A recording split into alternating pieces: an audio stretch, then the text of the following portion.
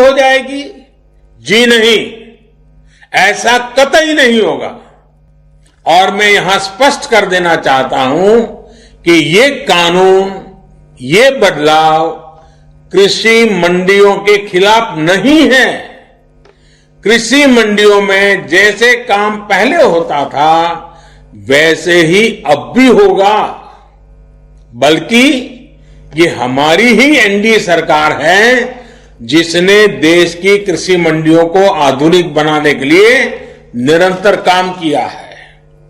कृषि मंडियों के कार्यालयों को ठीक करने के लिए, वहां का कंप्यूटराइजेशन कराने के लिए पिछले 5-6 साल में से देश में बहुत बड़ा अभियान चल रहा है। इसलिए जो ये कहता है कि नए कृषि सुधारों के बाद कृषि मंडियां समाप्त हो जाएगी, तो वो किसानों से सरासर झूठ बोल रहा है। साथियों, बहुत पुरानी कहावत है कि संगठन में शक्ति होती है।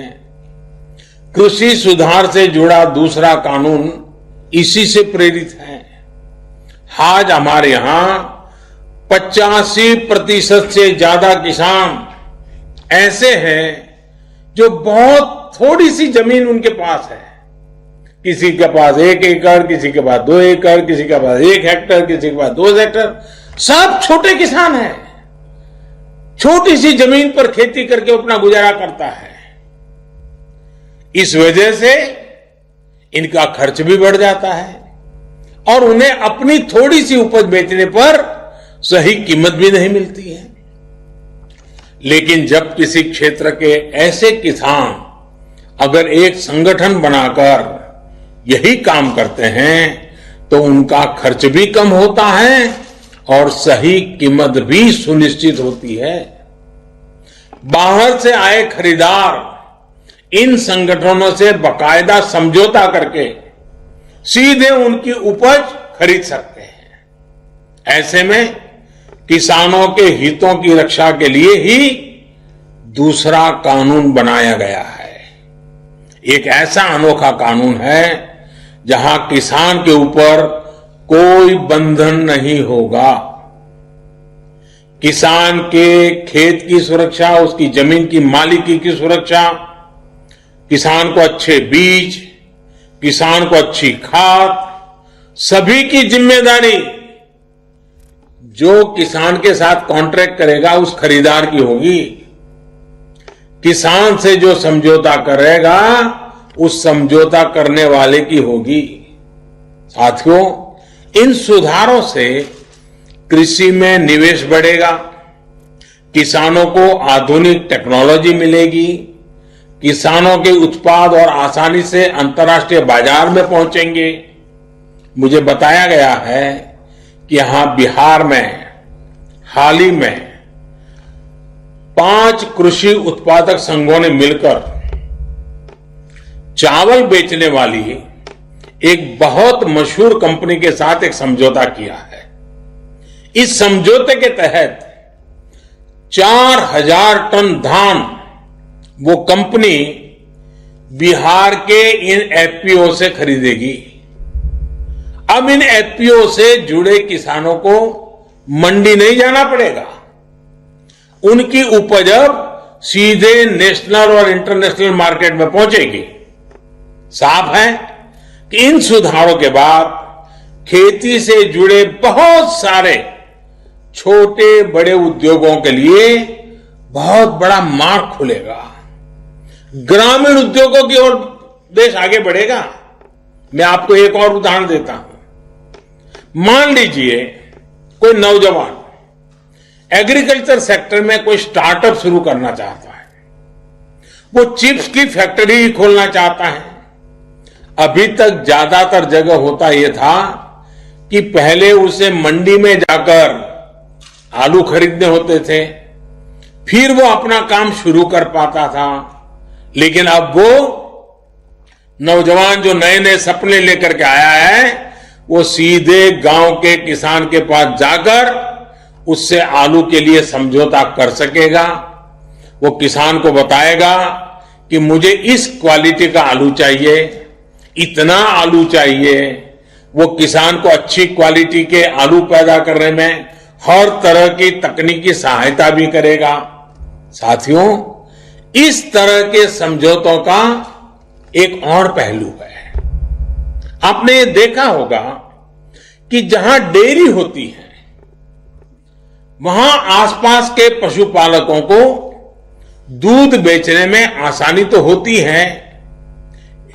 डेयरियां भी पशुपालकों का, उनके पशुओं का ध्यान रखती है। पशुओं का सही समय पर टीकाकरण हो, उनके लिए सही तरह के शेड बने, पशुओं को अच्छा आहार मिले, पशु बीमार हो जाए तो उनका डॉक्टर पहुंच जाए। और मैं तो गुजरात में रहा हूं, मैंने देखा है डेयरी कैसे पशुओं को संभालती है। बड़ी डेयरी दूध उत्पादक उन तक जाकर के किसानों की मदद करती है। और इन सब के बाद भी ये बड़ी महत्वपूर्ण बात है, ये जो दूध खरीदने का काम है वो तो डेयरी कर लेती है, लेकिन पशु का मालिक तो पशुपालक या किसान ही रहता है। पशु का मालिक कोई और नहीं बनता है। वैसे ही जमीन का मालिक किसान ही रहेगा। ऐसे ही बदलाव अब खेती में भी होने का मार्ग खुल गया है। साथियों, ये भी जग जाहिर रहा है कि कृषि व्यापार करने वाले हमारे साथियों के सामने एसेंशियल कमोडिटी एक्ट के कुछ प्रावधान हमेशा आड़े आते रहे हैं। बदलते हुए समय में इसमें भी बदलाव किया है। दालें, आलू, खाद्य तेल, प्याज जैसी चीजें अब इस एक्ट के दायरे से बाहर कर दी गई है। अब देश के किसान बड़े बड़े स्टोर हाउस में, कोल्ड स्टोरेज में इनका आसानी से भंडारण कर पाएंगे। जब भंडारण से जुड़ी कानूनी दिक्कतें दूर होगी तो हमारे देश में कोल्ड स्टोरेज का भी नेटवर्क और विकसित होगा, उसका और विस्तार होगा। साथियों, कृषि क्षेत्र में इन ऐतिहासिक बदलावों के बाद, इतने बड़े व्यवस्था परिवर्तन के बाद, कुछ लोगों को अपने हाथ से नियंत्रण जाता हुआ दिखाई दे रहा है। इसलिए अब ये लोग एमएसपी पर किसानों को गुमराह करने में जुटे हैं। ये वही लोग हैं जो बरसों तक एमएसपी पर स्वामीनाथन कमेटी की सिफारिशों को अपने पैरों के नीचे दबाकर बैठे रहे। मैं देश के प्रत्येक किसान को इस बात का भरोसा देता हूं कि एमएसपी की व्यवस्था जैसे पहले चलती आ रही थी वैसे ही चलती रहने वाली है।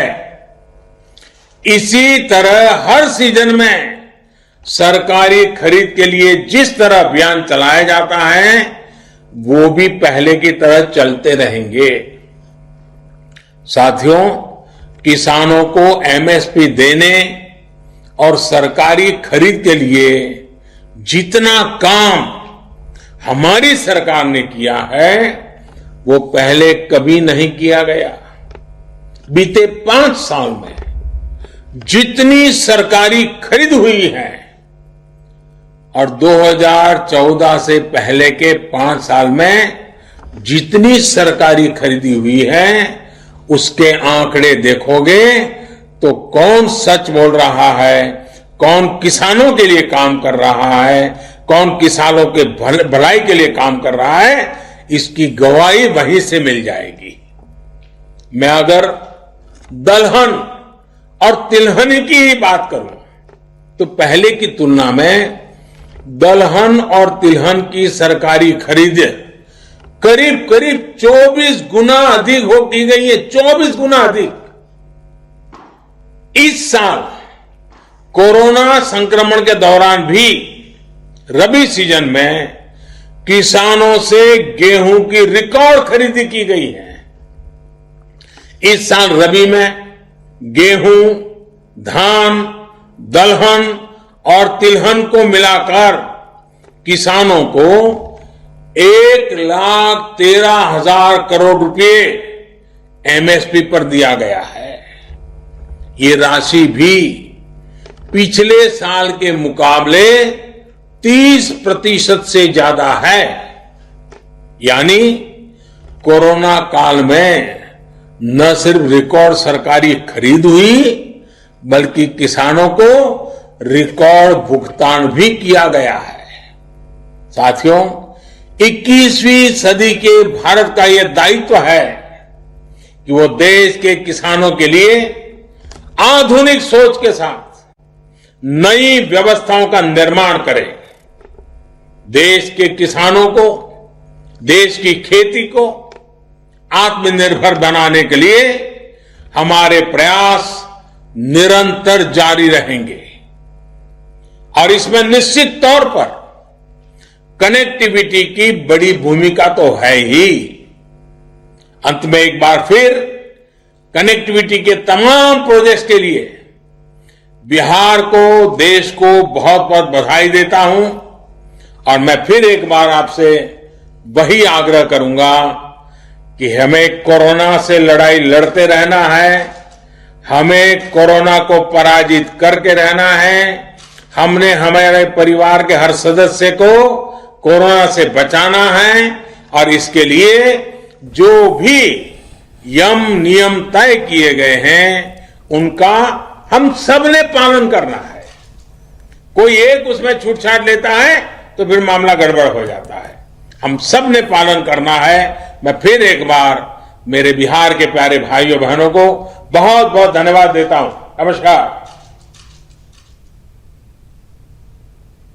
आज हर गांव में ऑप्टिकल फाइबर द्वारा इंटरनेट सुविधा के शुभारंभ एवं बिहार राज्य की 9 महत्वपूर्ण राष्ट्रीय राजमार्ग परियोजनाओं के शिलान्यास कार्यक्रम के अवसर पर मैं माननीय प्रधानमंत्री महोदय को उनकी कृपापूर्ण उपस्थिति, आशीर्वचनों एवं मार्गदर्शन के लिए हृदय से आभार व्यक्त करते हुए सादर धन्यवाद देता हूं।